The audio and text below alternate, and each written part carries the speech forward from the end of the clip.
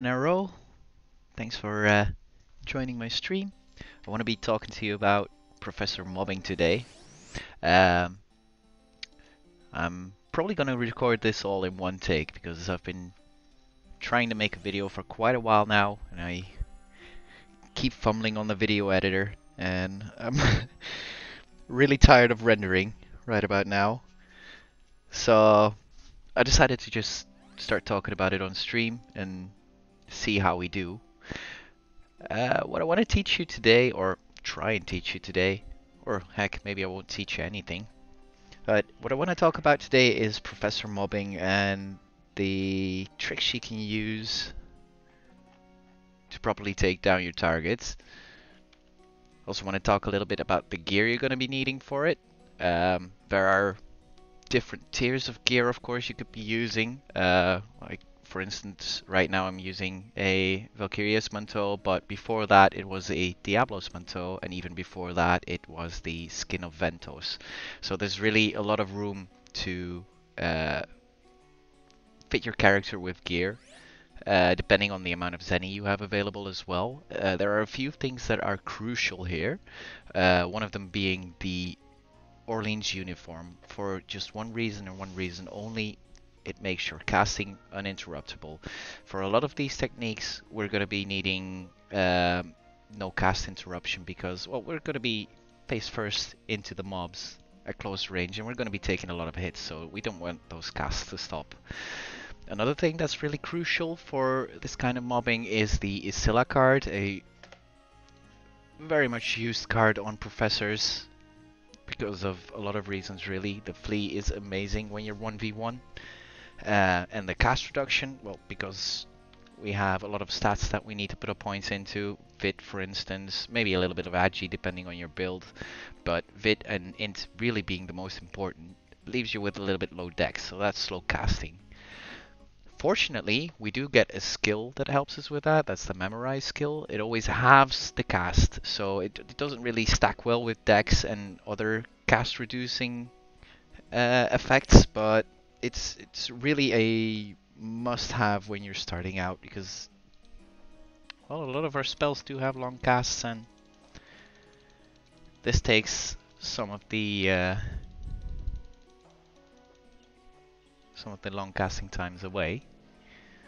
The several types of mobbing I want to talk to you about today is fire mobbing and wind mobbing. Now, the reason we go into the fire and the wind, fire and wind trees is because of elemental types. So let's say you're fighting something that's a water element. Well, then the lightning bolt would be the clear choice here. But let's say you had cold bolt and firebolt learned, but no lightning bolts. Well, then you wouldn't be able to hit that water element because it's immune to water and it's immune to fire. No matter what combination you choose with these three bolts, there's only one logical outcome, and that is wind and fire. Cold bolt, to be fair, the only place I really use cold bolt and the only place in all of Midgard is Thor's. It's really the only place you'll use your cold bolts. So 9 out of 10 times you're not gonna need it. Not to mention, water doesn't really have an efficient AoE for professors. Well, we have none actually. Whereas the thunderstorm, fireball, as well as firewall can hit multiple targets. So we're gonna be using these the most, especially the fireball and the thunderstorm, because they go so well together. So the first thing you want to focus on is defenses. That's really the most important part. Most of my defense comes from perfect dodge because, well, oftentimes I'll have a lot of mobs around me. So yeah, Deviling card is also really useful. So the perfect dodge from the Valkyria's manteau, as well as the Hodrimlin card. If it triggers 30p dodge, that's quite a lot. And then another item you could use is the Pine Jubilee, which you can get from a quest in Midgard Camp. All in all, the perfect dodge from the Pine Jubilee and the perfect dodge from the shield give you 50 perfect dodge. Well, that's 50% of all attacks missing you. Please excuse my book. It's a little a little bit weird right now because I tried a sniper card. It's not really working as well as I'd like to, but you can still notice it in survivability. So, having talked a little bit about the skills we'll be using and the gear we'll be using, well, protective gear I've talked about so far. The offensive gear is really always the accessories. We've got our Orleans Gloves of Big Mouth. Now, nice thing about Orleans Gloves is that it has a set bonus with the shield, reducing casting time by 10%. Well, since we already get a penalty. So, just one of these would be enough to do any of the mobbing techniques I'm going to show, but two would make it a whole lot easier because you'll be able to attain instant cast. The alchemy gloves, they trigger on any kind of damage. It really doesn't matter what kind of damage it is. You could even be healing your target, granted if it's an undead, and alchemy glove might still trigger. So pop down a sanctuary if you're a priest and have undead walk into it, still triggers. Doesn't matter. As long as whatever you're using does damage, the alchemy glove can trigger off it. So that means that we also are going to get triggers off our Baphomet card, which is strange for bolts because there's not really any other item or skill in the game that allows you to trigger bolts from the Baphomet card. So we've got the fire element right here, and for the wind element there's a little trick involving napalm bead that I'm going to show you on some Bathories. The reason we are going to the Bathories is because they're really mobby, they're really fast, and they take an equal amount of damage from both fire and wind element. So let's walk up there. A little thing I want to talk about on the way there is, well, basically one of the most important things when you're mobbing is you're going to be taking a shit ton of damage, and you want to mitigate that damage in any way you can. You've got, of course, your gear that takes a chunk of that away, but that's not all. Your gameplay can really matter in these kinds of situations because, well, if you're standing still, you're taking full hits, but if you move around a little, the monsters that are attacking you are going to have to move as well, and it gives you a second, maybe 2 seconds of not taking damage that can really take the edge off. Never forget that you are a mage first and a melee class second if you're using doppelganger cards.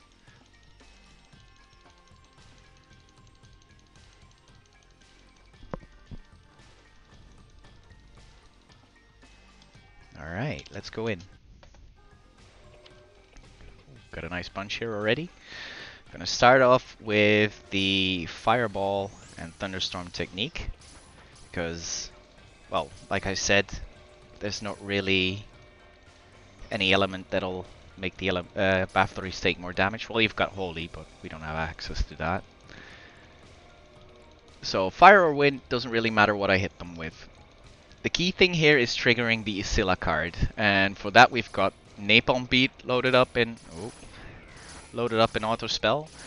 You'll see these Suffragium effects. Every time that happens, we can cast a instant cast Thunderstorm due to the Bathory cards. It's nothing related to Dex. My Dex is only 29 plus 50, so that should not really amount to instant cast. Now, what's important when you're attacking your mobs with the auto spell is moving so your character will actually be able to cast the spell, because when you're auto attacking and you're getting in successive hits, I'm not going to work on a whisper, but you're getting in successive hits, see, it's really difficult to cast that Thunderstorm. It just won't register. That's why we walk as soon as the Isilla card triggers. So I'm gonna bring up another mob. Gonna want at least 5 for good triggers. And, you know, since I'm doing this all in one take and we are still dependent on our luck factor, might go wrong. This is another place where another technique where the Bathory card really no, not Bathory. Baphomet card really comes in because it's going to make sure that your main melee target is not going to be the first to die. That's really important because otherwise you're just going to be clicking and clicking and clicking and well, there's not really much AoEing to it. So I'm going to start by auto attacking, wait for my Scylla card to trigger. As soon as that happens, I'm going to move, cast, and re-engage. So auto attacks. Trigger, move, cast, re-engage. And you can do that as often as you like until your target dies. Obviously, Bathories, they don't really have a lot of HP, so they go down after 1 or 2 thunderstorms. And of course, the Vitata card is really useful here, because you can heal in between.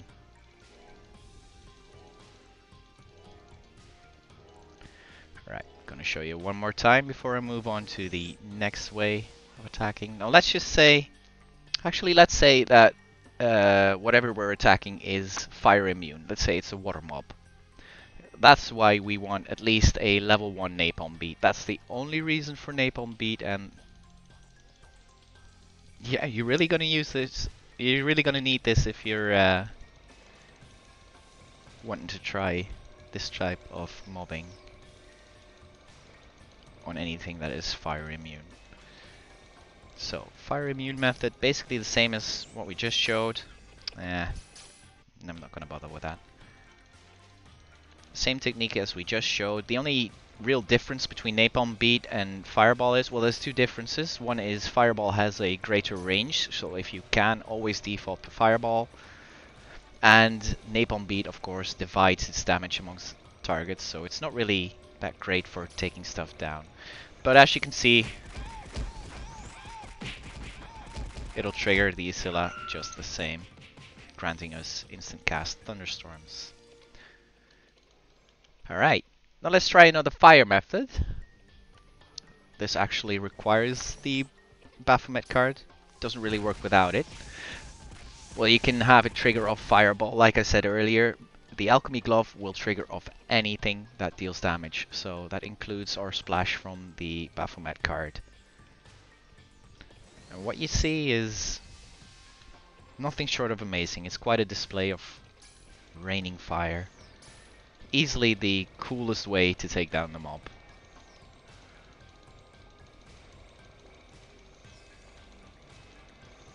Let's get a few more than 5. Oh, sorry. Yeah, this is about 10, that'll do. Cool thing about this is you can just auto attack.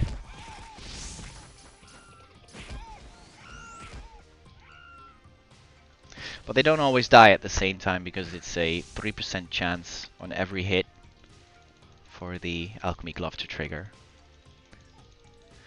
Now let's say you're fighting neither fire immune mobs nor wind immune mobs, but let's say a neutral mob, or in this case Bathories.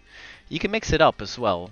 Just use one of the bee gloves and one of the alchemy gloves. Your firebolts will deal a little bit less damage, but your thunderstorms still kick a punch, so pack a punch. So.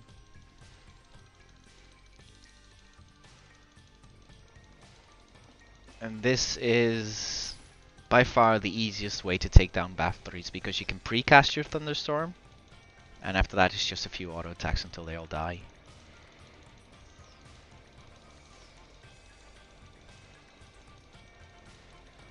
So another big group, big-ish.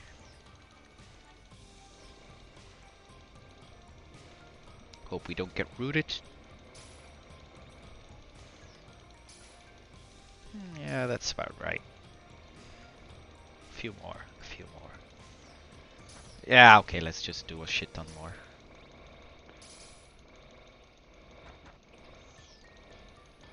Until we get rooted. I don't want to bother the other players either. This is about enough. Whoa, forgot to precast. Downside of a life take, I guess. You make mistakes.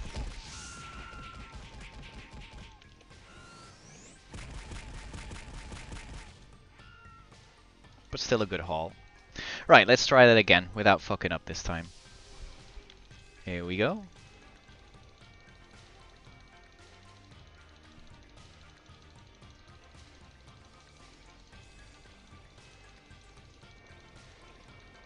Cool thing about batteries is, regardless of how well you're geared, you can always go here. I mean, you can take them one by one, maybe take small groups, or if your defenses are sufficient, you can pick up bigger groups. Alright, this is about decent. Start with the precast and auto attack. That's it. That's it. They're dead. Well, they're 2 new ones that came around. But for most targets, mobbing is really easy. This is also why I keep saying, well, a Soul Linker is not useless for a Professor, far from it. They're very useful, but they're very situational. Like, in a place like this, a Soul Linker just wouldn't really do anything for me. Maybe the Kahi, but, well, as you've noticed, even that's not really required. With a Vitara card, you can heal up pretty well here.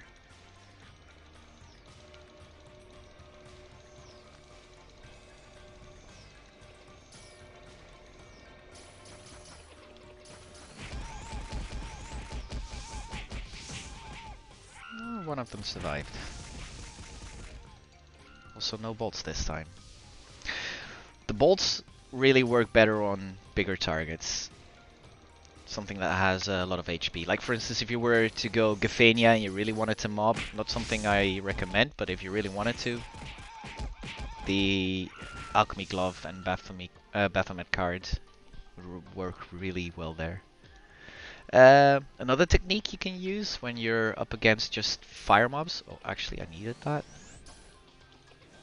is successive fireballs. So just like what you did with the Thunderstorm and Fireball, you can do with just Fireball. Oh actually, I wanted to teleport. I wanted to give you that one. People always teleport away. Oh, sorry. At least pick up your Star Sands.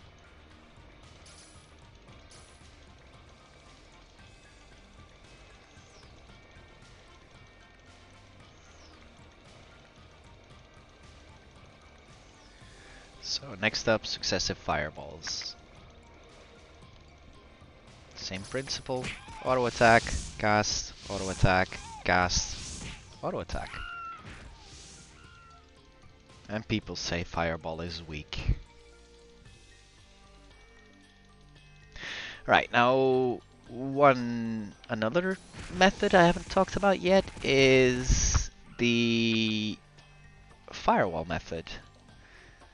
Not too long ago we got a new card on TalonRO, that's the Draco Egg card. I think it's designed initially for ninjas, but works just as well for us due to the firewall increase.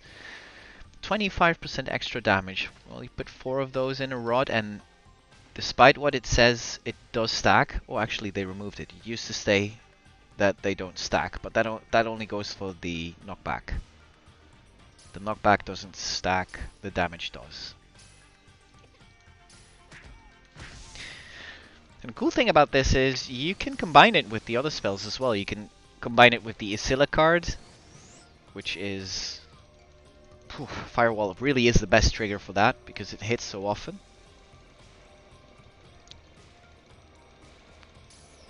And it keeps the enemies at bay. So let's say you're not really all that tanky yet, but you do know how to mob. Mob them all up. Place the walls in front of you, not behind you. And just wait for the triggers. And cast your instant cast. Thunderstorms. As you can see, this can get a little bit messy sometimes. But luckily we can walk while we cast, so...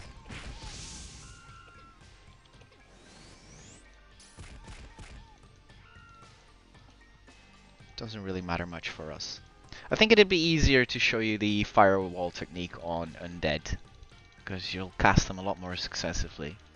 I would also like to thank Beatrice for showing me that dispel trick actually.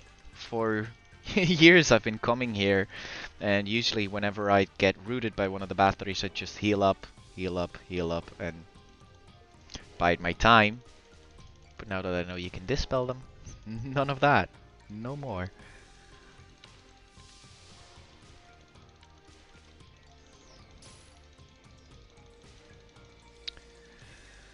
Another thing I've been playing around a little, well, I'm guessing everyone plays around with the little angel doll that casts Grand Cross. Now, I might kill myself here. Luckily it doesn't trigger when you're on a mount.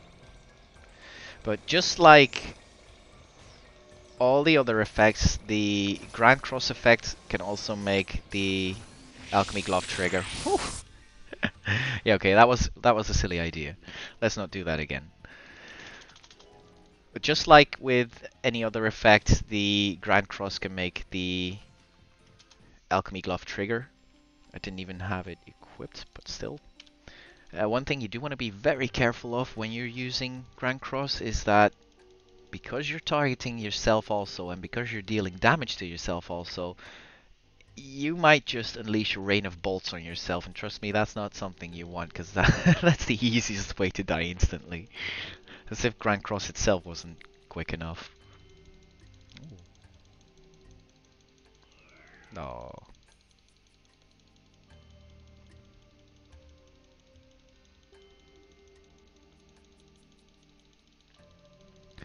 Making our way back.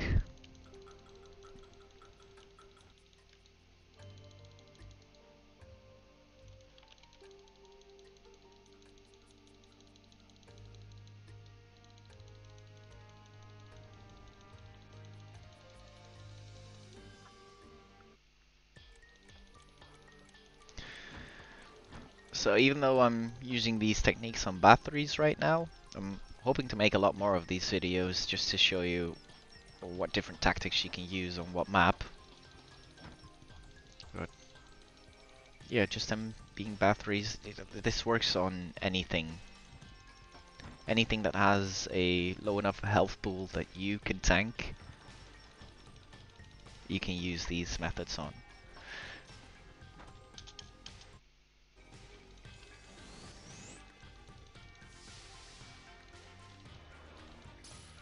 Now, whoop.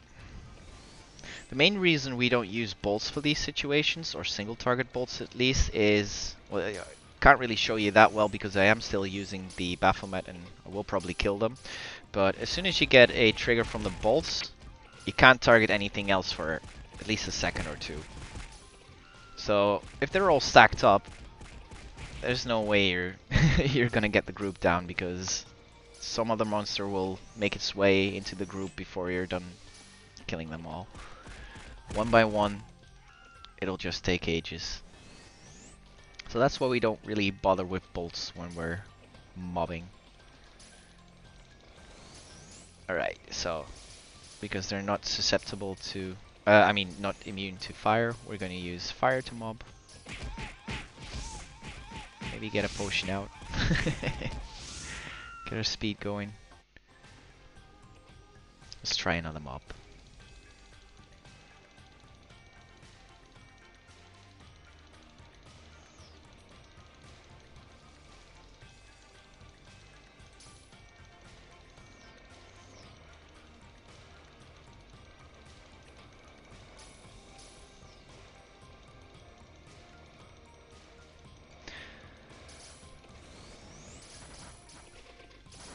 We hit them, trigger, cast. And because we're rooted this time, it's really nice, we get to stay in place. You'll only have to click to the side one time just to stop the auto attacks, and then you can cast yourself.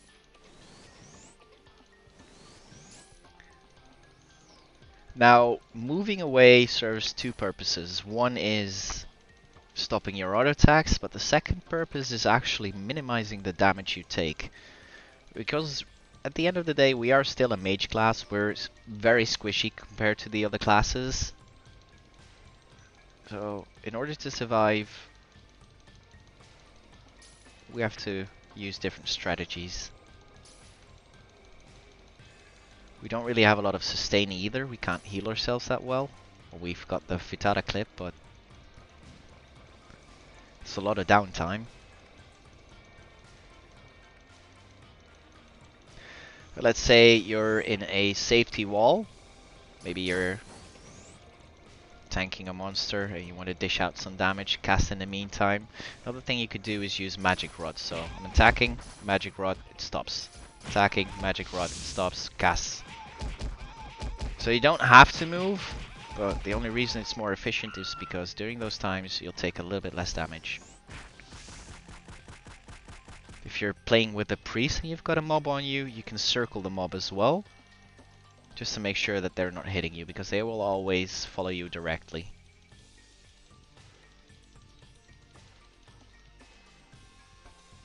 I haven't really shown the fire rain a whole lot. I think I only killed one mob with it, so let's try a big mob with fire rain.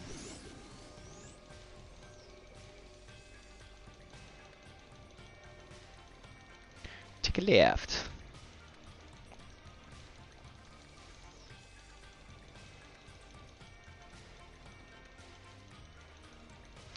I do really like the sniper card for places like this, but if you're fighting anything stronger, you can't really notice the heals that the card gives. I'm thinking maybe a kill card or Aunu card would be better here. Let's get ourselves a nice big group.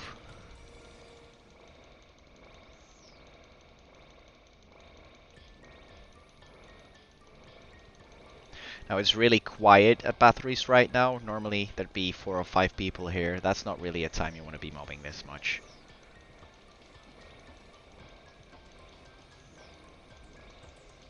But for the purpose of the video, I'm gonna make a little exception. Right, so we got our Bathories, and will we survive? Ooh. Okay, 2 white pots. We were on half HP.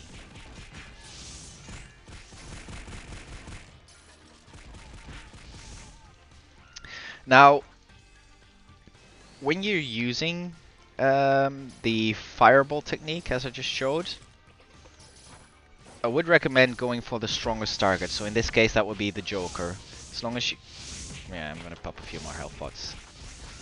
As long as you keep targeting the Joker and they're all stacked in the same place, you'll just keep attacking with one click. And that's really what we're going for here, minimizing clicks.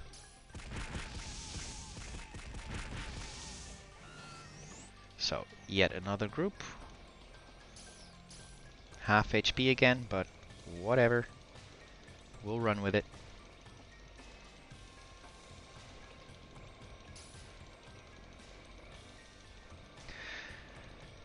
Now, just because these techniques don't use Sage Link, it doesn't mean that your linker is not going to be useful eventually, because still the absolute most powerful spell for us professors to use from the Soul Linker is not Sage Link itself, but the Kahi, because it transforms SP into health again.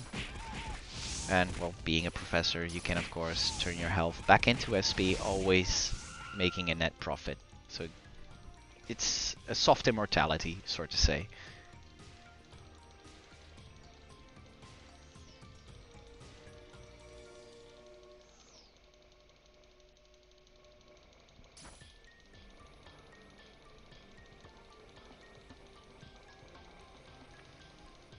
Now don't root us.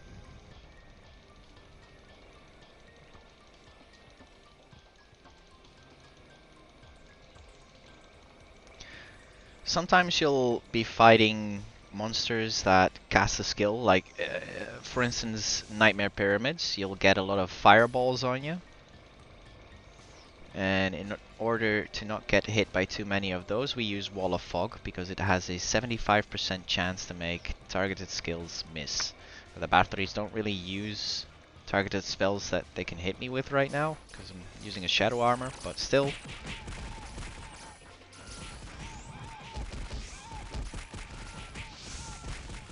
You can see that the Firewall doesn't stop, the Wall of Fog doesn't stop any of our own spells.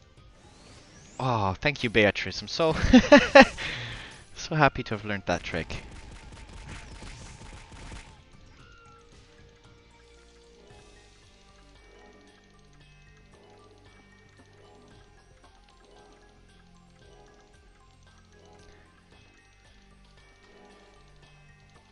There's a strong debate going on, professors, as well, about which of the two is the better DPS, whether it's the Bolter Prof or the Slapper Professor.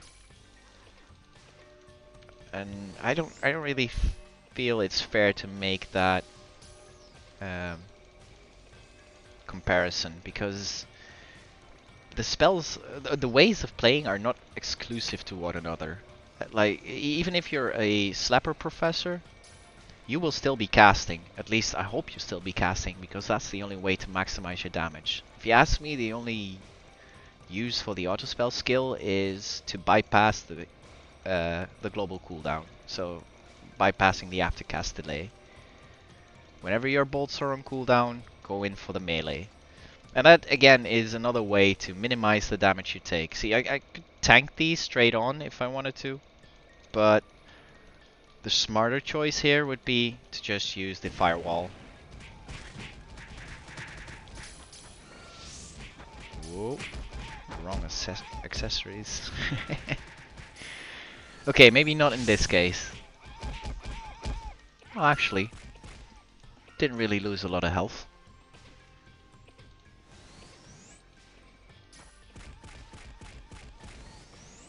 Ah, my attack speed's messed up because I swapped weapons.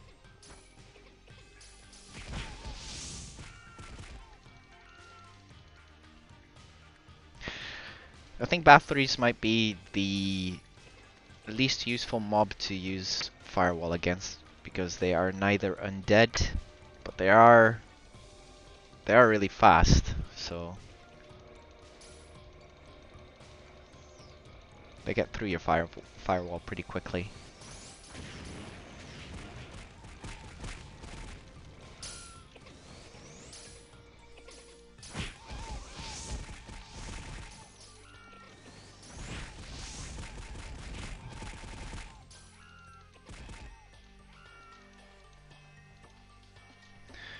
And if you really want to get the best out of your damage, you could also use endos,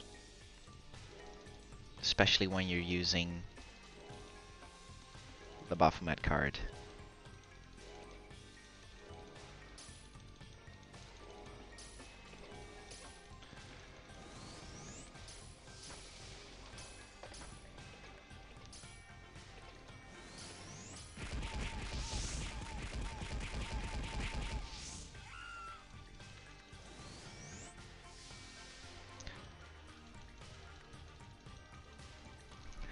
Now, if you're fighting stronger stuff, you could of course use the land magics also,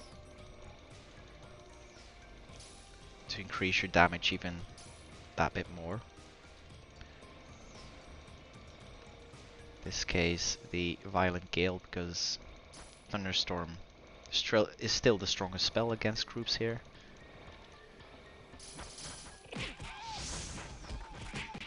Got an Isilla trigger, and oh, accidentally clicked another Bathory. So it really does take a lot of practice to get this down. Or not be against the wall, that helps also.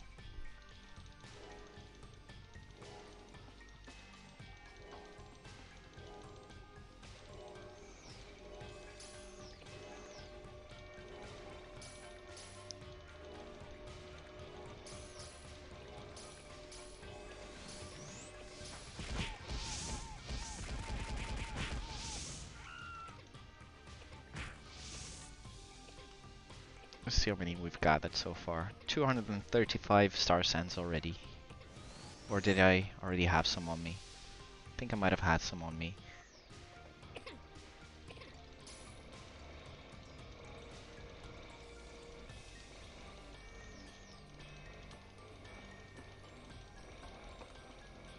Still, my preferred technique here is using both fire and wind. But if we were in, for instance, Nightmare Pyramids, then we would be using the Napalm Beat and the Thunderstorm.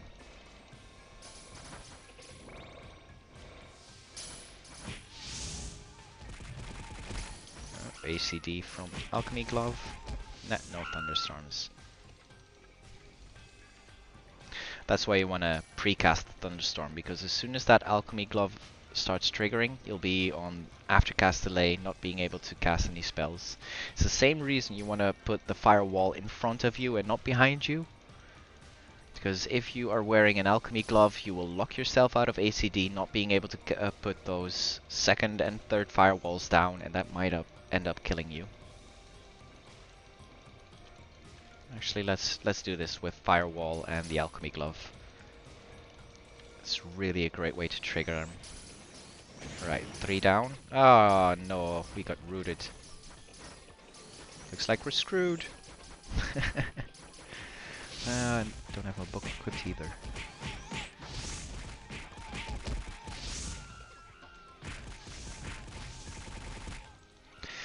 Alright, let's try that again. Heal up a little. Get the Alchemy Gloves out. Get the rod out. There we go.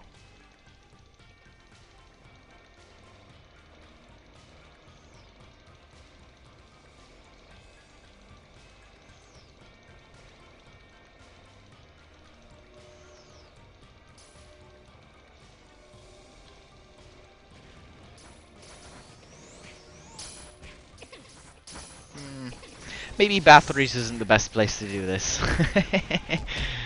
Those roots get you. Nope, we're gonna bail. Okay, so Firewall, maybe not the best technique to be using here.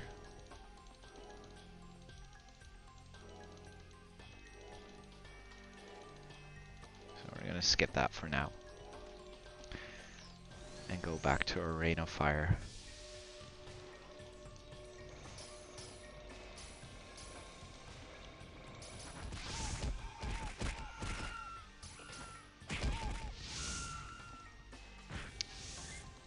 Fire Rain is probably the easiest way to mob, because it's just loading up a fireball and auto attacking. Ooh, hello Ogretooth.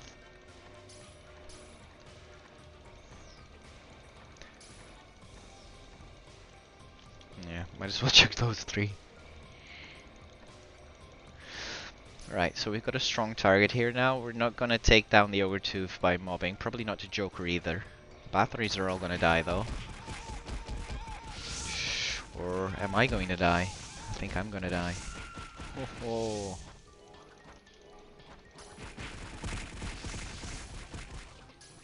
Bye bye Ogretooth. You get really lucky with the triggers sometimes. Like that Ogretooth, normally whenever he gets caught in a mob, that's the last target you'll take down, but just now, it went really quickly. Ah, way to go, I got a holy Joker. Goodbye!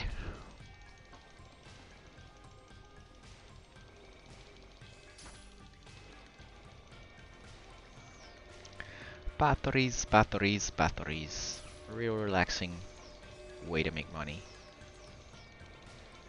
But you could use these techniques on things like Sleepers, Niflheim, Old Glastheim. Anywhere you like.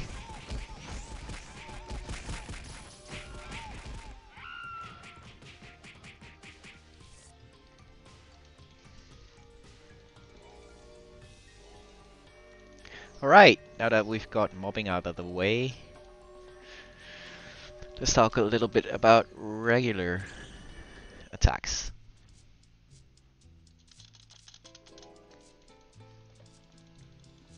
Now let's say you're starting out and you're not quite tanky enough to mob yet. You want to take down your targets one by one, that's fine. That's actually the preferred way to attack. You're gonna have 2 choices. You can either take out your Soul Linker load up a Sage, Link, and auto attack. Don't really want to talk about that too much because it's pretty self-explanatory. You don't need my help on that one. But let's say you don't have a linker available. What you do then is get ready to bolt, beat, and step. So that's bolt, beat, and when you're off ACD, you step again. Now, when you're closer towards your closer to your target, you'll have a lot more time to slap before you need to move out because of the ACD again. Casting without a soul link, casting is always going to be the better of the two damage types. So you want to do your mage thing, move in, auto attack, off the ACD, now we move back. Now, let's say you have a target that has a shit ton of health, and you're going to be in a fight with him for a while. You want to use the same technique, but whenever you move, you want to move through your target, making sure you end up at its other side, because it'll almost be as if you're standing in one place, constantly attacking. So, bolt, beat, step through, bolt, beat, step. Got some ACD, and again. And again.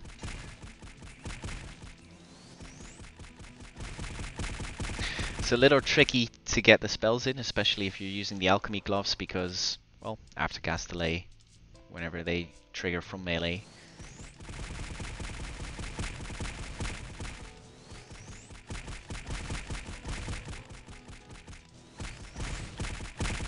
And you can basically keep this up indefinitely. It's like 75% of a link in terms of damage. You can also try it when you're soul linked, but, well, I don't really think anything goes faster than soul link itself, so it may not be very useful to cast in between. Same for wind.